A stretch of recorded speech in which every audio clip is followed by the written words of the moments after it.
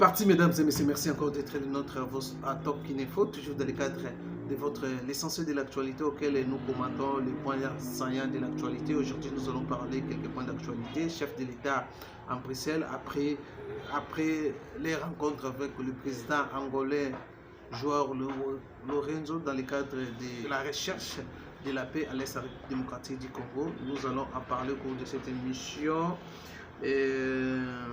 Affaire Jaguera, la justice a rejeté sa demande de liberté provisoire. Jibin Piana, affaire Mwanantsuka, Jibin Piana n'est toujours pas présenté aux locaux de la police de l'unité de protection de l'enfant, prévention et lutte contre les violences sexuelles. Donc, Jibin Piana n'est toujours pas présenté. Qu'est-ce qui ne va pas? Jean-Jacques Mamba adhère à AFC de Nanga. On va en parler au cours de cette émission. Augustin Kabouya encore a eu une mission de formateur du gouvernement. Voilà, mesdames et messieurs, quelques points d'actualité auxquels nous allons commenter ensemble avec vous au cours de notre l'essentiel de l'actualité.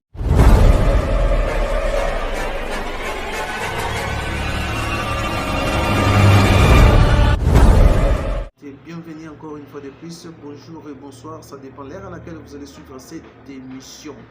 Mesdames et messieurs, premier point, Félix Tshisekedi, après rencontre dans le réseau, cette rencontre était dans le cadre toujours à la recherche, il y a peine au niveau à la République démocratique du Congo, rencontre Wana, Félix Tshisekedi reste toujours dans sa position et comme nous savons toujours que Félix Tshisekedi refuse de négocier avec Paul Kagame, il a été condamné à condition que donc la négociation ne pourra se faire que si Paul Kagame retire ses soldats dans le sol congolais. Et voilà, c'est aussi, cela fait la suite, il y a mini sommet Oyo, il n'y avait pas un communiqué conjoint par rapport à ces mini-sommets. Et la suite aussi, c'était mardi à Luanda où le chef de l'État s'est encore présenté devant le médiateur désigné dans l'Union africaine pour chercher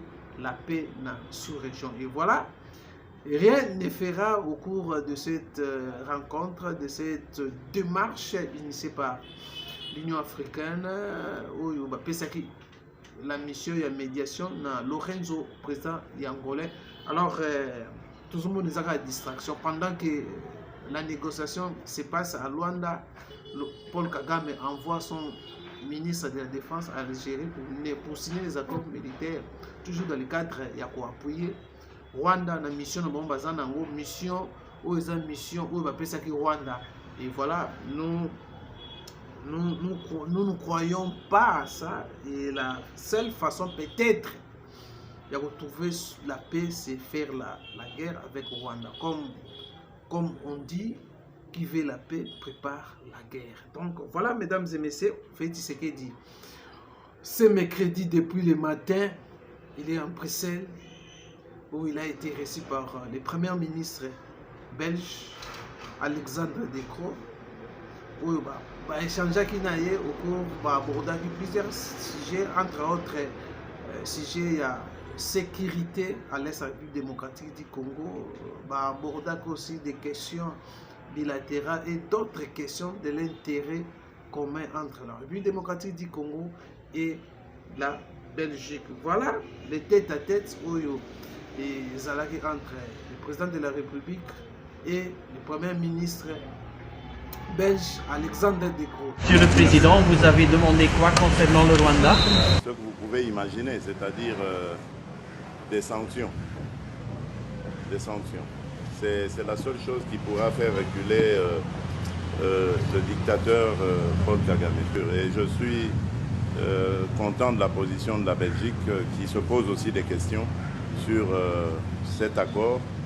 Et nous pensons que cette position est très intelligente parce qu'elle va même dans le sens de dire on doit alors, si accord il y a, prendre soin de vérifier la traçabilité et donc la provenance de ces minerais. Nous sommes certains que ce sont des minerais volés à la République démocratique du Congo et il n'est pas question pour nous que cet accord puisse passer ici. Bon, il y a toujours moyen d'en faire plus, mais la Belgique fait quelque chose, c'est déjà ça.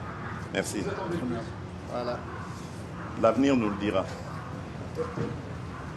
Donc, une visite du chef de l'État, une visite officielle. Ce n'est pas une visite privée selon d'autres. Oui, chef de l'État, accueilli, qu'on s'est soigné, chef de l'État, machin. Beaucoup de choses autour du chef de l'État. Or, la visite était officielle. Le deuxième point, nous allons prendre... c'est compliqué pour Stani Boujaguera, les journalistes. Nous avons suivi le briefing de Félix Tshisekedi qui a promis de faire... Il va suivre ces dossiers à la loupe. Et ça a donné quand même la corporation. Il y a des Congolais, et des journalistes congolais, moi souffre. Peut-être les confrères pouvaient accorder à ta liberté provisoire. Et malheureusement, la justice a rejeté. Il y a quoi accorder Boujaguera Stani la liberté provisoire. C'est compliqué ces dossiers, c'est compliqué. On va suivre ces dossiers de près pour savoir vraiment le contour de son arrestation. Pourquoi on ne veut pas lui accorder la liberté provisoire si longtemps nous voyons les politiciens au Bassala Makambo ya mabe koleka. Tout le monde a des détournements, mais bazo ko accorder bango la liberté provisoire. C'est compliqué. À ce net moment que je fais cette émission, il est 14h de Kinshasa. Les informations nous parviennent jusqu'à présent. JB Mpiana qui devait être confronté avec Monan Chouka, ex-danseuse de JB Mpiana. La confrontation devait se dérouler mardi. JB Mpiana s'est toujours pas présenté. Qu'est-ce qui ne va pas? Qu'est-ce qui est caché? C'est compliqué ce dossier de l'ex-danseuse de JB Mpiana qui est accuse de JB Mpiana d'avoir violé sa virginité. Voilà, mesdames et messieurs, ça a quelques points d'actualité. On va prendre encore dossier formateur. Bon, on va pas vraiment commenter sur ça prochainement, je crois. Augustin Kabouya, formateur. C'est formateur du gouvernement après avoir fait sa première mission de l'informateur. Pendant 12 jours, il a déposé son rapport et il a pris au chef de l'État. Le chef de l'État a occupé sa mission. Il y a formateur du gouvernement. De l'État a parcouru mon rapport. Il a vu ce que j'ai apporté comme résultat. Là-dedans, on parle aussi du nombre de députés que nous avons identifiés qui sont disponibles pour sa cause. Je pense que c'est ça l'essentiel. Nous avons atteint la majorité. Je peux aller plus loin sans faire trop de commentaires. C'est la première fois dans l'histoire de ce pays pour qu'un régime puisse atteindre ces chiffres-là. Le chef m'a demandé de continuer avec la mission. Il est le garant du bon fonctionnement des institutions. Il a trouvé que ce que j'ai fait était correct et surtout par rapport au timing. Voilà ce qu'il a demandé. Très réservé quant au contenu explicatif de son rapport, Augustin Kabouya préfère laisser la primeur au chef de l'État. Non, je ne peux pas dévoiler le contenu de ce rapport devant la presse. Comme vous le savez, c'est à peine que je viens de déposer les rapports. Si je dévoile le contenu, il y aura d'autres choses que son Excellence, Monsieur le Président de la République, peut apprendre à travers les médias. Là, c'est manque du respect à son autorité.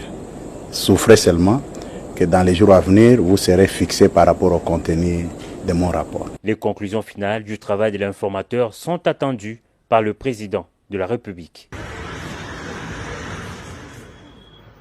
C'est ça. On attend toujours ce qui va se passer. Alors, on va prendre ce que nous allons vraiment commenter, la situation. Il y a adhésion, il y a Jean-Jacques Mamba, un membre, un cadre, l'ancien membre et cadre de MLC, démissionné. A sali adhésion officielle à AFC de Nanga, de Corneille Nanga. Il a fait sa déclaration. Il y a lobby au Yawekolo. Les gens ont voulu dénigrer ou critiquer MLC. Mais les gens, Jean-Jacques Mamba avait déjà démissionné dans MLC. Et voilà aujourd'hui Jean-Jacques Mamba à Kéry. Et ça, les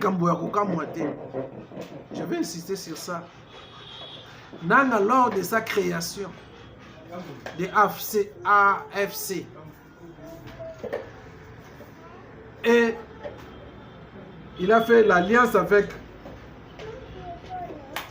les M23. Il avait passé un communiqué en disant que Alliance Fleuve Congo est composée de plusieurs personnalités politiques. Plus de 350 personnalités politiques qui sont dans les pays en République démocratique du Congo, comme il avait dit, il a déclaré ça à l'extérieur du pays. Et aujourd'hui, les gens vont faire des polémiques inutiles. Et parmi les plus de 350 personnalités politiques, il y a aussi certains membres des institutions qui sont aussi les membres de l'Alliance Fleuve Congo. Donc c'est la suite. Et ça c'est que Nanga Lobaki, Baza Ebele, Tokomona Bango, surtout un gouvernement Kobima, ceux qui seront dessus, ils vont rejoindre Nanga. Ça, je vous confirme. Jean-Jacques Mamba, après il a raté l'élection, a zuité, a voté dans le Congo. Voilà, il fait son adhésion.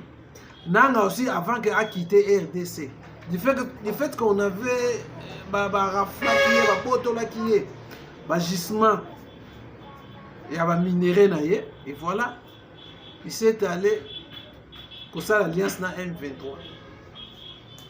Donc il y a un plan déjà.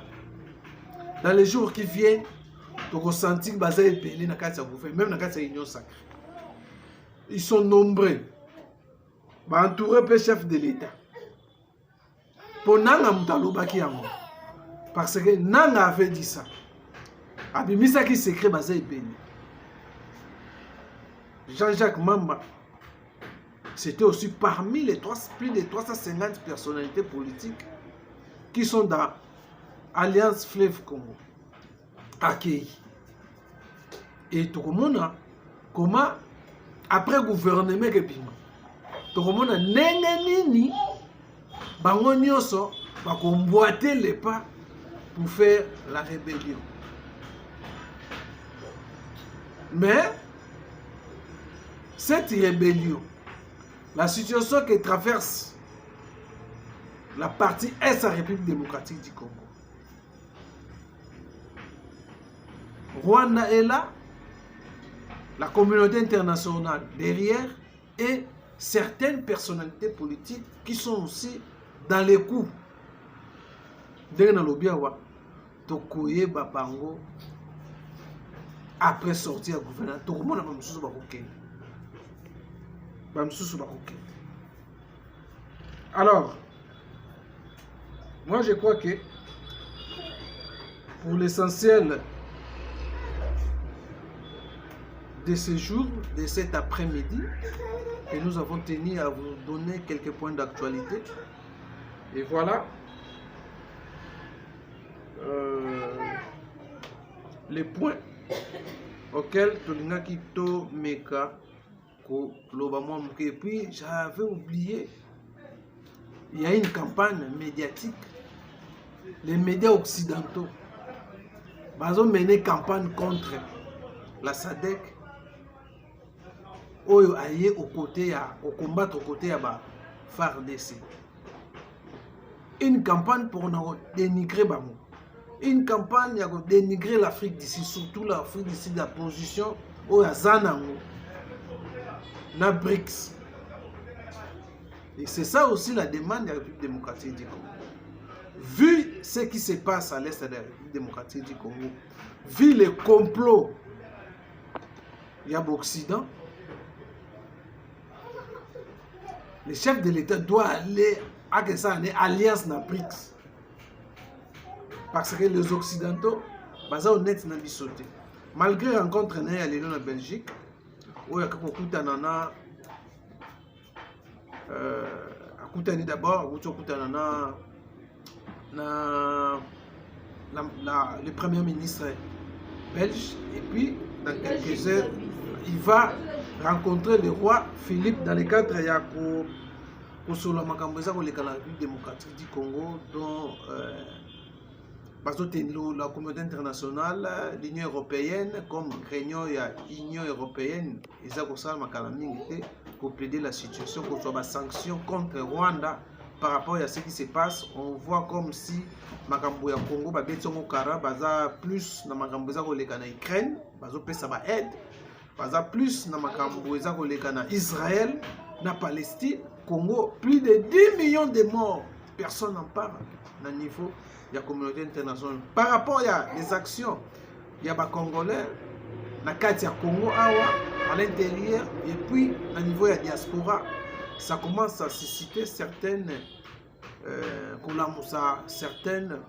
pays contre l'injustice au Congo, au Sibir, où les sont bakani, maboko na bango. Voilà, mesdames et messieurs, je crois l'essentiel de l'actualité de cet après-midi.